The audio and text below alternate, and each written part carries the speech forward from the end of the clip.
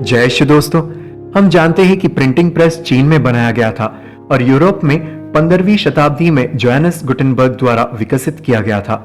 स्वाभाविक रूप से इस युग से पहले की सभी पुस्तकें बहुत महंगी थी और बाइबल जैसी पवित्र पुस्तकें इतनी महंगी थी कि आम आदमी इस तरह का खर्च नहीं उठा सकता था।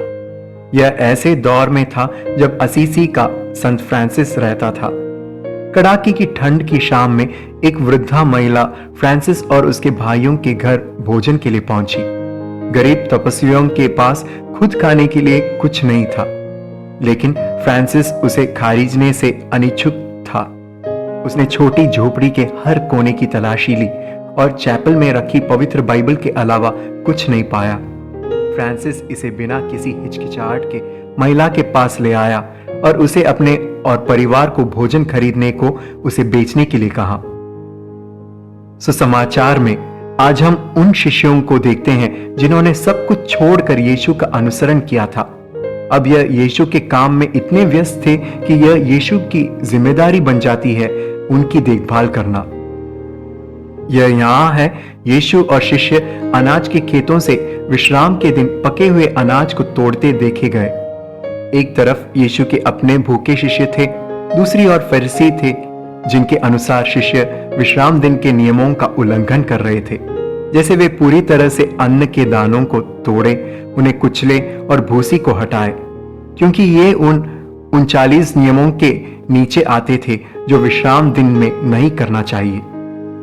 कानून इतने कड़े थे कि हम संख्या की पुस्तक अध्याय 15 वचन 32 से 36 में पढ़ते हैं कि एक व्यक्ति विश्राम के दिन लकड़ी इकट्ठा करने के लिए मारा गया था।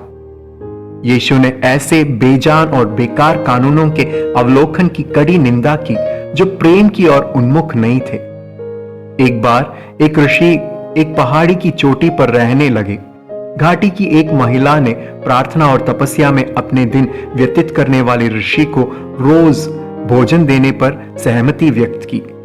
10 साल तक वह अपने बेटे को खाना देने भेजती है। एक दिन भिक्षु का परीक्षण करने के लिए वह भोजन के साथ एक वेश्या को भेजती है। यह देखते ही ऋषि जंगली हो गया। वह इतना गुस्से में था कि उसने पहाड़ी पर से सभी अनाप शनाप बोल दिए। भोजन देने वाली महिला ने खुद से कहा कि अगर वह उस वेश्या को बहन के रूप में नहीं देख पा रहा है तो उसकी प्रार्थना और तपस्या का क्या फल।